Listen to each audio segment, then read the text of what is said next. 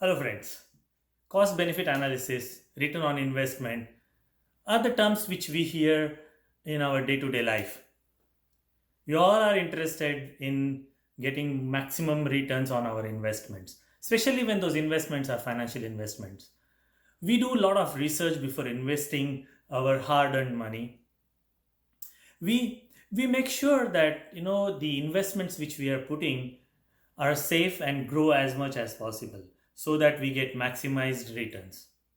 However, we do not do any research, or we do not even think a bit about our stress energy and how we are investing that stress energy. We really need to give a thought on investment of your stress energy. Let's see how the returns on investment of stress energy works. We will also understand how can we maximize our returns like what we do with our financial investments. So same kind of approach we will adopt to gain more out of our stress energy investments. Stress is equal to energy. We all understand this. There are numerous benefits of this energy created by flight or fight response during stressful situations. Our body generates energy so we can fight or we can run away from the stressor or the event which we are facing. Stress responses are basically the same whether they meet your body's demands in pleasurable or satisfying, as well as beneficial activities like playing sport or exercising or preparing important presentation or performing on stage which you like, which you love, or a non-satisfying or non-pleasurable or hurtful situations like stuck in a traffic or unrealistic deadlines or situations where you are running on a time crunch. So these are the situations, or these are the events. Both of them generate say similar kind of energy for us. Your body produces same kind of chemical reactions and generates energy so that we can cope up with the demands placed upon us. However, the pleasurable activities, our perception is more positive because we enjoy those activities, because something is related to that which gives us that euphoria of doing that activity. And the non pleasurable activities, because we don't like those, it is somewhere restricting us from performing. So because those activities, we look towards those activities as negative activities. Stress is an integral and physiological part of our existence. If there is no stress, we are dead. And as I said earlier, you can find stressless people only in graveyards. We have to look at it in terms of what we get back in return for the stress energy we invest in every stressful situation. The financial people call it ROI, return on investments. If the return on investments are good, you will be vital and healthy. As you respond quickly, if you are quick to return to relaxation, that means your returns are good. And if the returns are poor, you will get fatigued, detached, and eventually you will get sick and you will lose your wellness. And that's why we hear that many people, after going through a stressful situation for a longer period, generally gets illnesses. And according to many researchers, up to 80% of illnesses can be attributed to a poor utilization of stress energy.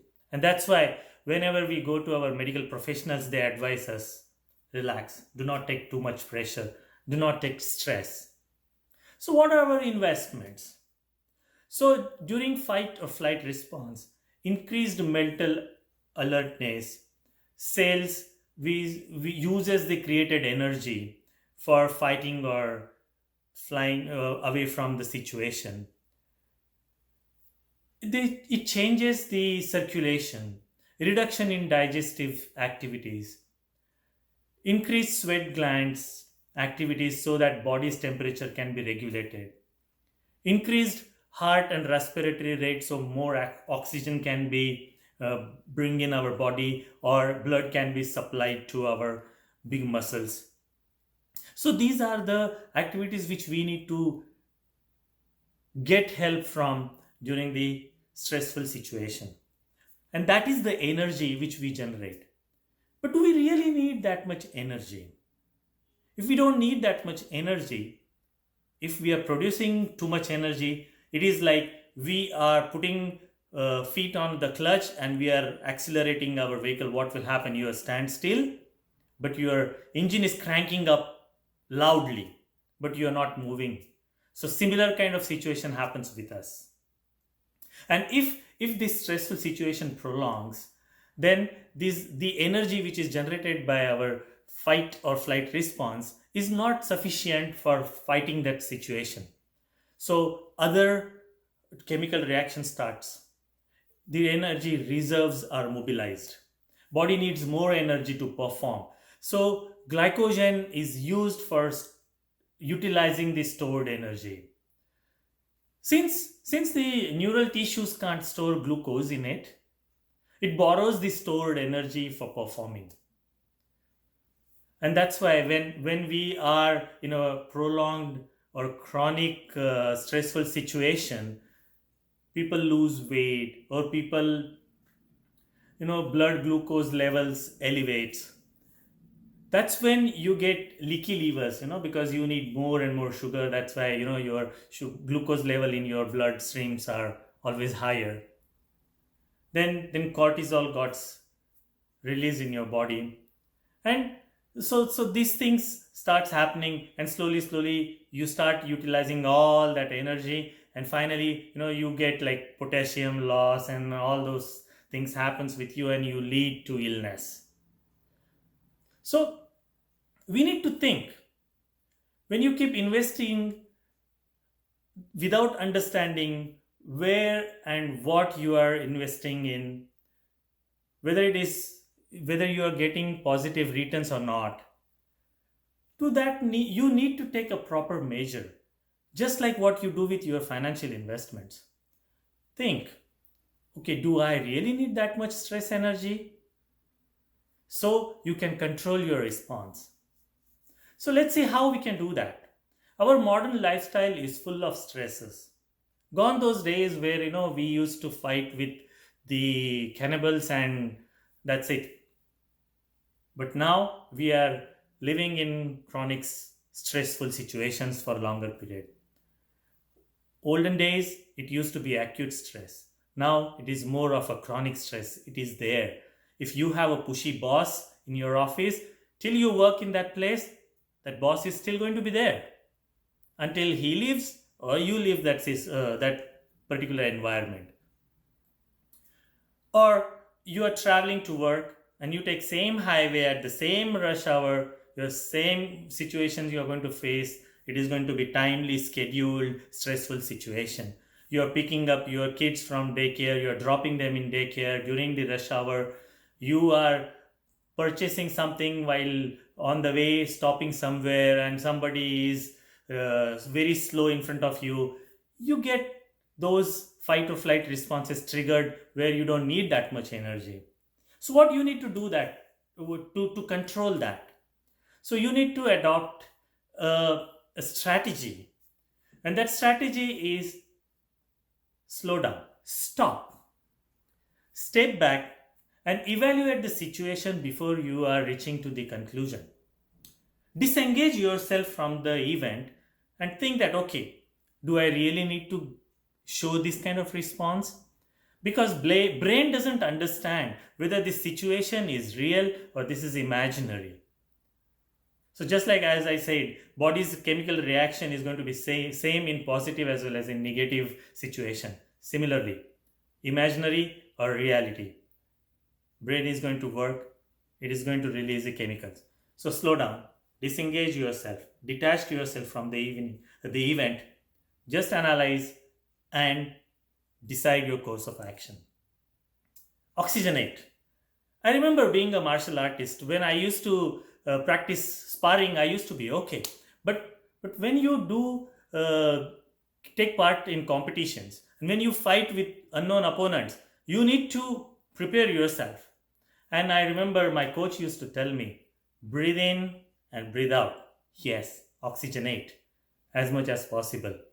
And many commandos also get trained with oxygenation when they go for any activity, when how they calm themselves by doing the breathing exercises. Breathing is very powerful tool for getting relaxation, so do practice it every day. And seek information. So you need to gather information, just like what you do with your financial investments. Gather entire information. Do your investigation. When thoroughly understanding the situation, then react.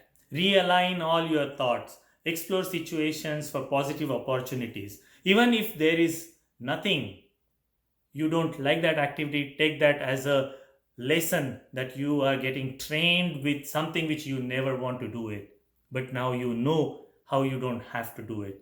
So seek information and try to build your reaction and responses based on that.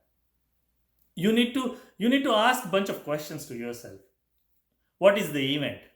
What are the triggers? Like what particular thing in that event, or what particular player in that event is bothering you?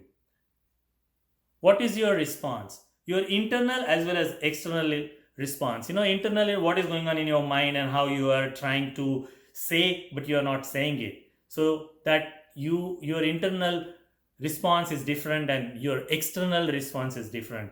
So try to eliminate that, try to understand that, and whatever negative thoughts are there which are going to harm you, just remove them. Understand your body's stress signal, how you are reacting. Oh, or your heartbeats are profounding, or you are feeling something. You try to understand your behavioral responses. Are you getting irritated or agitated, or you are getting melancholy? So think about those and try to modify those. Again, go back to second suggestion: oxygenate. Try to relax, close your eyes, sit quietly, do not respond for some time, and then get control over the situation. Like the famous quote, don't keep all your eggs in one basket. Similar approach, take that in your investment of stress energy. When you will keep your investment in optimum level by using measures like relaxation and understanding body signal, I will say that you will take control of that stressful situation. I ensure you will reap maximum returns out of that. Here, once again, I am recommending try practicing relaxation, pranayam as much as possible, and take one step back, disengage yourself so that you can evaluate stressful situation and think about how much you're going to invest in the stress energy. This is Jitendra from Stress Resilience Center, and please do watch my videos, subscribe my channel, and share with your friends and family members. And before going, as I always say, cultivate habits and hobbies. Those will help you in long run. Thank you.